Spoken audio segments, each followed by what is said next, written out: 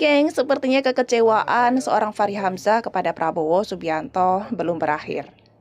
Terbukti melalui titipan pesan kepada Sandiaga Uno untuk ditujukan kepada Prabowo Subianto berisikan kekecewaan. Melalui laman Twitternya, Fahri Hamzah mengucapkan selamat kepada Sandiaga Uno. Namun, berikut Mimin akan bacakan untuk kalian. Selamat bekerja Pak Sandiaga Uno. Pesan terkuat pada beliau adalah menjadi kekuatan rekonsiliatif. Memang, beliau bukan pejabat di bidang Polkam, tapi beliau membawa beban politik Pilpres 2019. Jadilah bukan sekedar membangun pariwisata, tapi membangun silaturahim antar anak bangsa.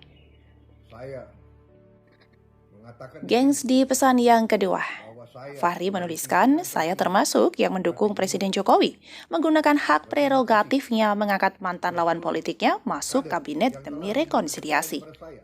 Kita perlu persatuan melawan krisis ini, tapi saya kecewa karena perseteruan tak dihentikan. Saya juga kecewa atas hilangnya inisiatif. Dalam postingan ini, Fadlizon ikut menanggapi. Ya, Fadlizon menanggapi demikian. Bang Fahri, kenapa tidak didorong melalui Prabowo dan Sandiaga Uno? Dialog kebangsaan agar bersama-sama bersatu melawan tantangan ke depannya. Kemudian Fahri Hamzah berlanjut ke cuitan berikutnya. Kali ini benar-benar langsung to the point, bentuk kekecewaan dia ungkapkan untuk Prabowo Subianto. Kekecewaan pertama saya titipkan kepada Pak Prabowo, yang tidak nampak menggunakan celah yang ada untuk mendamaikan keadaan. Padahal beliau adalah jantung kekuatan oposisi. Harusnya sebagai pejabat Polkam, beliau bisa mengajak pemerintah merangkul oposisi bukan memusuhinya. Aneh sekali ya, gengs. Ketika seseorang sudah masuk ke dalam pemerintahan, tentu saja tidak ada istilah oposisi. Istilah oposisi berlaku untuk mereka yang ada di luar pemerintahan. Dan kita tahu bahwa Bapak Prabowo sudah masuk dalam jajaran pemerintahan Presiden Jokowi. Secara otomatis, beliau harus satu pemikiran dengan Presiden Jokowi. Oke, langsung yuk kita berlanjut ke cuitan Fahri Hamzah berikutnya.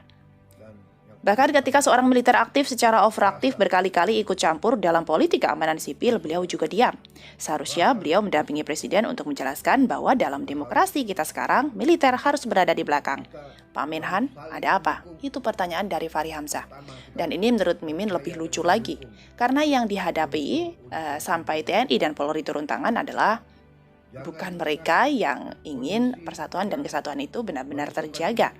Justru mereka yang sengaja mengobarkan perpecahan di antara kita semua. Benar tidak, gengs? Kita tahu dong siapa kelompok itu.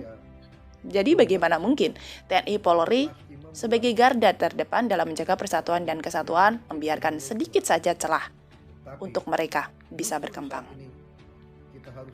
Entahlah, Mimin sama sekali tidak mengerti dengan pemikiran seorang Fahri Hamzah. Oke, langsung kita berlanjut ke cuitan Fahri Hamzah berikutnya.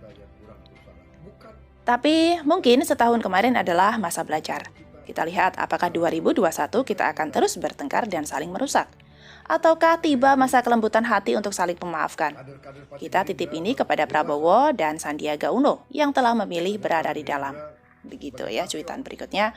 Dan sorry lagi kalau Mimin memberikan opini di sini karena tidak ada yang bertengkar selama ini ya. Kita tahu bagaimana Presiden Jokowi berusaha merangkul semua pihak, bahkan yang bertentangan dengan beliau untuk berusaha. Ayo, kita satukan tujuan untuk Indonesia menjadi lebih baik.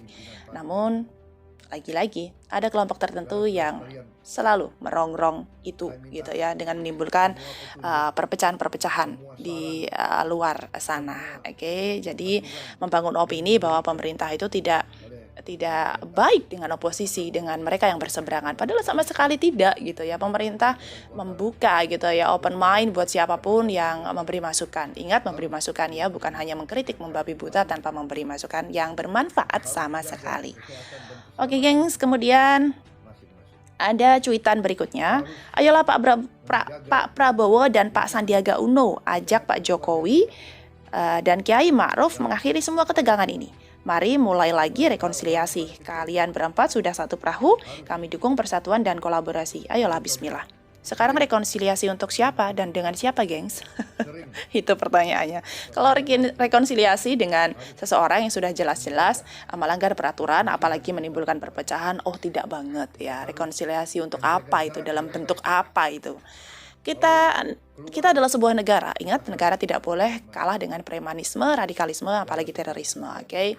So, kubur dalam-dalam mimpi seorang Fahri Hamzah, apalagi Fadlizon yang cuma bisa mengkritik tanpa memberi masukan yang positif, cuma memberi cuitan-cuitan sampah yang sama sekali tidak berguna. Oke, sudah saatnya kita membuka mata kita semua, gengs, bahwa kita harus bersama-sama mendukung pemerintah untuk mewujudkan Indonesia maju. Oke, jadi jangan sampai memberikan celah kepada mereka untuk memecah belah persatuan dan kesatuan kita. Harapan besar untuk Bapak Sandiaga Uno, khususnya dari pemimpin pribadi dan juga menteri-menteri yang baru masuk, mudah-mudahan bisa bersinergi mencurahkan dedikasi sepenuhnya untuk kemajuan bangsa dan negara. Jadi tidak ada lagi istilah oposisi ya ketika sudah masuk ke dalam pemerintahan. Itu harapan Mimin. Bagaimana dengan harapan kalian, geng? Silahkan tulis di kolom komentar. Mimin yakin kalian adalah orang-orang yang cerdas dengan pemikiran-pemikiran yang luar biasa. Oke, curhatan Fahri Hamzah sudah kita nikmati. Dan video ini sebenarnya sudah cukup menjawab ya kegelisahan-kegelisahan dari Fahri Hamzah dan juga Fadlizon. Seseorang yang ada kritik sudah berani bersaksi di depan umum bahwa yang beliau gitu ya, yang beliau ikuti ya, menjadi pemimpin beliau adalah bukan orang yang biasa ya, sosok yang luar biasa, Presiden Jokowi. Ayo, geng, sama-sama kita dukung, kita doakan agar beliau bisa menyelesaikan tugasnya dengan baik. See you the next informasi. Ada Mimin di sini dan Radio GBFM untuk kalian semua. Jangan lupa bahagia. Bye. Pada rakyat yang lebih sulit daripada diri kita masing-masing. Saya bangga melihat komitmen Anda semuanya. Itulah partai kerakyatan. Itulah partai yang berjuang untuk rakyat. Sekarang kita diuji. Sekarang kita harus semakin militan, semakin semangat, semakin tegas. Saudara-saudara sekalian, kemungkinan kita harus menghadapi situasi yang tidak baik ini untuk beberapa saat lagi. Tentunya kita berharap dan berdoa bahwa ini segera akan berakhir.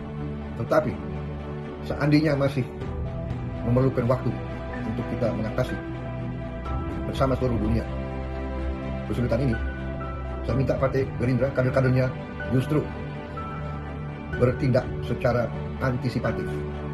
Saya minta seluruh kader Partai Gerindra yang mampu untuk mengorganisir mereka yang lebih lemah. Minimal dirimu dan keluargamu masing-masing. Buatlah tanaman-tanaman pangan yang berguna untuk kepentingan